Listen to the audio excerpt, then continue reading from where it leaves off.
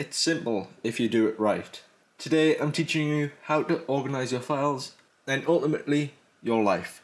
So go grab your folder and empty it all out, or up to the last time you tried to organise it and you failed.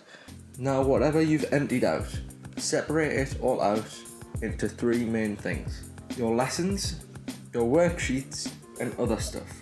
What I normally do is keep them in a pile on my shelf and never touch them again.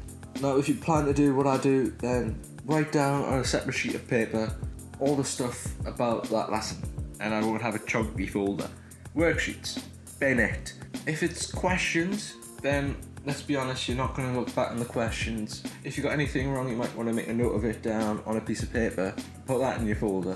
But like when it comes to revision, I'll probably just look up questions online and not look back on the questions in my folder. I'll find them online anyways. And if you get starter sheets, then please just bin them. There's no point of them.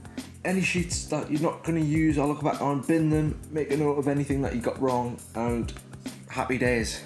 That'll do with other stuff. Specification, you probably want to keep that in your folder. Any tests, what I do is put them in a separate pile on my shelf. Now you've got a pile of lessons, pile of other rubbish stuff. Do what you want with those. And if you came here to organise your life, then plan out your life. It's simple.